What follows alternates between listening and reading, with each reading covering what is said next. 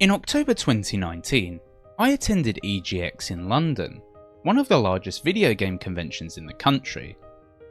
It was a long day and I was tired, so I found a small, out-of-the-way stage where I could rest. Alice Bell of Rock Paper Shotgun was interviewing a man about a new game that had just released a week earlier, called Disco Elysium. That man was Robert Kurvitz, the man at the centre of the game's creation. There were only around 10 to 15 other people in the audience at the time, and I drifted in and out of listening to him talk about how the game relied on its writing. At the time, we didn't know that Disco Elysium would go on to be such a huge hit, and it shows how the game went from an almost unknown indie to being heralded as one of the best games ever created in just a short span of time. The development and downfall of Disco Elysium is one of the most fascinating stories in video games. In a world of flashy graphics and hit markers, Disco Elysium was a game made by two recovering alcoholics and relied on writing and static art to create its world. Yet, for all of its success, due to reasons Harry Dubois himself would shake his head in disdain at, the production of a sequel was ended by greedy corporate overlords. So, in this video, we're going to chart the development of Disco Elysium from concept to release, talk about the controversy that forced Kurvitz to cut ties with the company, and discuss the Disco Elysium book, the possibility of a sequel, and the future of the franchise. This is the sad legacy of Disco Elysium.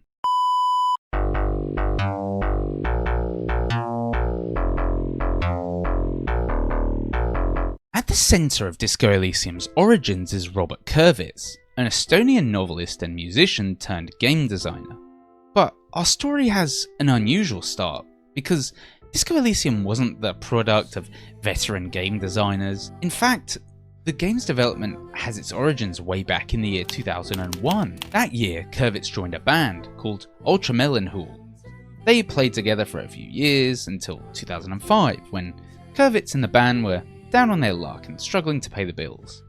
During a night of drunken debauchery, he came up with the base idea for a fictional world full of dystopian revolution.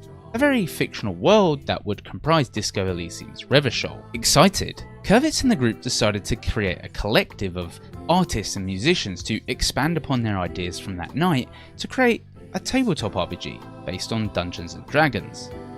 It was here that Kurvitz met Alexander Rostov, an oil painter who would eventually become the lead artist on Disco Elysium and be responsible for bringing the game's beautifully bleak world to life. During this period, Kurvitz also met fellow Estonian author Kaua Kender, who helped him to write a novel based on the tabletop RPG world he just created. The novel was called Sacred and Terrible Air and was published in 2013. But the book only sold 1,000 copies, which sent Kurvitz into a 3-year-long period of depression and alcoholism. All of his hard work and great ideas failed to find the audience he was looking for. But, as is often the case, this era of struggle would eventually shape his world even more. And it's no coincidence that, in Disco Elysium, you wake up as an alcoholic amnesiac with no pants. Kurvitz went on to use these experiences to enhance his art when the game was finally released. But we're getting ahead of ourselves. When Kurvitz finally pulled himself out of his depression, he and Rostov decided to roll the proverbial dice on their idea one last time. But this time in video game form. They decided that if they were going to go down in flames, it would at least be doing something they loved and felt passionate about. Thus, in 2016, they gathered all the resources they could, and work on Disco Elysium began. In true Revachol style, Kurvitz and the team started out their game development journey by living together, well, squatting, in a former art gallery in Tallinn, the capital of Estonia. They were able to secure venture capital for the game, mostly through an Estonian businessman named Margus Linnamäe. Remember this name, because it will become extremely important later on.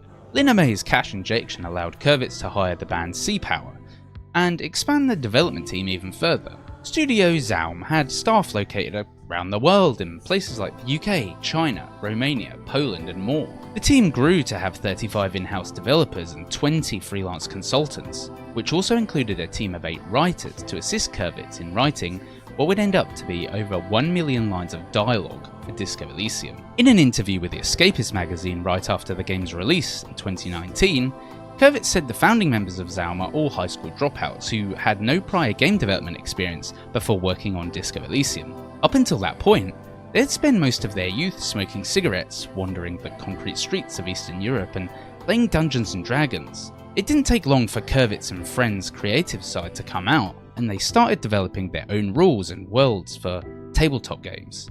It's no wonder then that the foundations for Disco Elysium would lie in dice rolls and a heavy narrative. Combined with Rostov's predilection for oil painting, Disco Elysium quickly started to take shape. Disco Elysium's story takes place in the seaside district of a fictional city still recovering from a revolution that occurred decades prior to the game's start. Players take the role of an amnesiac detective who has been tasked with solving a murder right outside his hotel room. During the investigation, he comes to recall events about his own past, as well as various forces and factions trying to affect the city. The game features very little combat, and most events are resolved through skill checks and dialogue trees. Players can select their protagonist's personality, traits and skills, and an additional system called the Thought Cabinet represents ideas and ideologies that emerge as you interact with Revachol's denizens. Players are free to accept or reject these new thoughts, and the outcomes of almost everything in the game can be changed based on these aspects. From that description of a Disco Elysium, it's easy to see how all of Kurvitz's previous work, and possibly entire life, came to shape this innovative new game. The saga of this anti-hero in a dilapidated city would draw influences from games like Planescape Torment, which, like Disco Elysium, features an amnesiac player character, heavily emphasises dialogue, and is rendered isometrically. The television show The Wire was also used as an influence for the game's working class setting, along with the poetic delivery of Kentucky Route Zero. While the title of Disco Elysium itself might seem random, it plays on a few double meanings. In one sense, it refers to ideas that briefly gain the spotlight before burning out, similar to the fad of disco music, which is reflected in the protagonist's clothing style.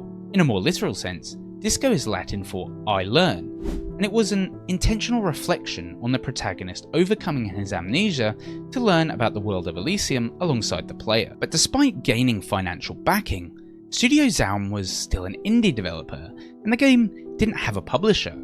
The whole project had been a huge gamble, but it was a gamble from the heart. It was an experience born out of passion and creative necessity.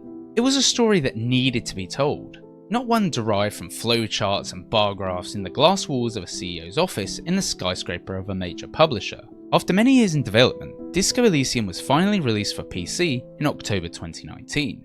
To begin with, the game hardly had any voice acting, and it was up to the player to scroll through text and read it.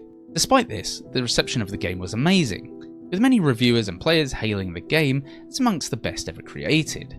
It still sits at a chart-topping 91 out of 100 on Metacritic, and this Choose Your Own Adventure has gained spots on numerous top 100 games of all time lists. To put Disco Elysium's success into perspective, IGN named it the 10th best game of all time, just one spot behind Half-Life 2, which was astonishingly groundbreaking and drove modern gaming forward way back in 2004. The cherry on the cake came in 2021, when the final cut version of Disco Elysium was released. This version of the game was given as a free update to PC players, but it also came to consoles in digital and physical format. It contained new content with subtitles, and it was fully voice acted. The final cut version of Disco Elysium is the ultimate experience. Lead writer Helen Hindper stated that all the changes were made with direct input from fans. The full voice cast would have to read lines for over 1.2 million words, and their work would cover nearly 100 characters in total. ZAUM kept all of this work in-house to maintain maximum creative control, but that meant it would take 14 months to fully cast the characters and record their lines. Kurvitz was adamant about bringing jazz singer Lenville Brown on board as the key narrator. This would be the best decision the team could have made, as Brown's subtle, enunciated tones have come to be known as synonymous with the game. The actor spent 8 months with the voice directors to record his lines. They worked on keeping his voice constant, slow, and meticulous for all the different character skills, since they were explaining things to the player. They also included small nuances to try to distinguish the various facets of each skill's personality. It's safe to say that Disco Elysium had evolved to its final form with the release of the final cut in 2021. They had perfected the formula and polished the game to be as good as it could, even though it had already been considered among the best games to have ever hit store shelves. So, you would think that with all of this success, with all of the well-detailed lore and genius world building the team did, that sequel was a no-brainer. And this is where the story gets complicated and takes a nasty controversial turn, because we could have been playing Disco Elysium 2 right now. We could have been Jamrock shuffling in our horrific necktie again. Everything was going far too well for the original Disco Elysium creators. They'd seen unprecedented indie game success, and Kurvitz's ideas had finally been vindicated with the help of Rostov's gorgeous oil painting art. All those years of toil and rejection had paid off, but it wasn't to last. Remember earlier when we mentioned Margus Linnamäe, the Estonian businessman who fronted the money for the development of the game? In 2021, Estonian company Tutrik OU bought out Linnamäe's original shares in the company. According to a Medium post by Kurvitz and Rostov, once this new company had gained a majority share, things began to change. The pair were quickly excluded from daily operations at ZAUM. Their employment was terminated, and their access to the company's information was shut off. Then, weeks later, Kurvitz and Rostov, the original masterminds behind Disco Elysium and ZAUM, were fired. After spending 5 years working on Disco Elysium, not knowing whether they were going to be met with terrible reviews and poor sales at the end of it, Rostov and Kurvitz were cut off from what they call their life's work. We won't go into the entire legal saga here because People Make Games have a video on this if you want more detail, but regardless of who is right and who is wrong, there's one fact we can't escape. The world of Disco Elysium and its fans are the ones who suffer. Kurvitz and Rostov were crucial pillars of bringing Revachol and Harry Dubois to life, and with them now out of the picture, it's difficult to imagine a world where all of the key players patch things up, put their differences aside, and focus on bringing us a sequel to one of the best games of all time. And that's exactly what was supposed to have happened. We were supposed to be playing Disco Elysium 2 right now. See, it seems that even all the way back in 2019, Kurvitz had planned not just a sequel, but a whole franchise based around the world of Disco Elysium. He told the Escapists that there was an insanely ambitious list of projects they wanted to make using the Elysium setting. This would culminate in around 20 years' time with a fully fleshed out tabletop pen and paper RPG called You Are Vapor. You might think that Kurvitz and Rostov being fired from the company would put an end to any of these plans, but it didn't. In fact, ZAUM was still developing what was described as a spin-off about one of the most beloved characters in Disco Elysium.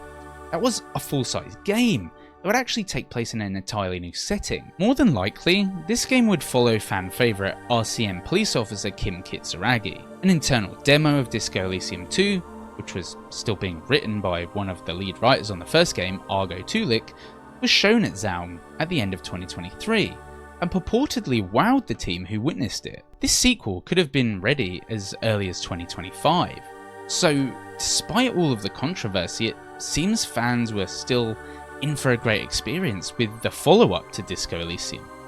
But it wasn't meant to be. In February of 2024, Tulik and a quarter of ZAUM Studio were laid off by management. Tulik told PC Gamer that he was leading the charge on the Disco Elysium sequel. According to other staff members, the game would have advanced the story, the emotional threads, and gameplay elements all at once to truly evolve the genre of psychological RPG as Disco Elysium started it. This new project, which we'll call Disco Elysium 2 to keep it simple, would have been hitting our hard drives in 2024 or 2025 according to the developers who were fired. They had put the controversy behind them, or so they thought, and were making strides in development to make Disco Elysium 2 the best experience it could be for fans. But development was soon plagued by organisational issues, and frustrations from the shareholder takeover was still an issue as well. Tulik and his colleagues felt like they'd been sidelined by management. Meetings were cancelled and communication was stopped. Things at ZAUM were very strange indeed. This was the atmosphere until February 2024, when, despite management telling them just months before that ZAUM were in a good place financially, Tulik and 25% of his closest colleagues, all working on this Disco Elysium follow-up, were laid off. Along with their firing, their Disco Elysium follow-up was cancelled, even though it was so close to release. Why was Disco Elysium 2 cancelled? Nobody knows. But the team who were working on it had nothing but love for the world they'd created, and wanted to give their audience more of what we wanted. Now, it seems like that won't happen. In 2019 and 2020, Disco Elysium won a plethora of awards at the Game Awards and BAFTAs. When the team took to Jeff Keighley's Game Awards stage, they gave a shout out to Marx and Engels, two political theorists and philosophers that influenced their work on Disco Elysium. It's a game with overtones of social hierarchy, classism and capitalism after all. Ironically, the satirical events that have occurred at ZAUM just go to highlight exactly what Disco Elysium is about. In a haunting upside down version of events, the firing of Kurvitz, Rostov and team working on Disco Elysium 2 and its cancellation hold a mirror up to the fact that it's difficult to separate the art from the artist. These individuals gave over 5 years of their lives to creating the world of Disco Elysium and its sequel to please their fans, to show the world that smart ideas and poor indie developers could make art directly for their fans, without the interference of greedy corporate overlords who only loved money. The real tragedy of Disco Elysium is that, despite everyone's best efforts, that's exactly what happened at ZAUM. By all metrics, Disco Elysium was a monumental hit. It wasn't supposed to happen, or at least it wasn't likely that a failed writer and his oil painting friend, with no game development experience, could bring together a team that, with very little backing, created a game that sits right after Half-Life 2 as one of the best games of all time. But they did, and after all of this success, all we, as fans, wanted was more. More games set in the world of Elysium, more role-playing, more dice rolls, more Harry and Kim. Instead, the people behind the game got fired.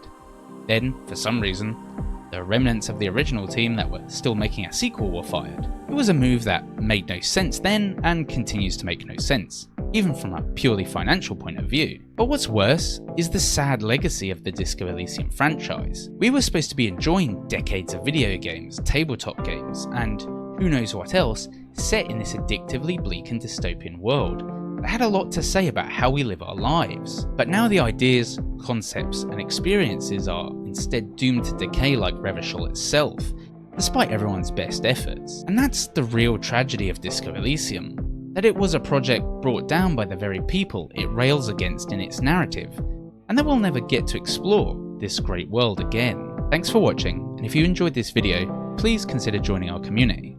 I'll see you in the next video.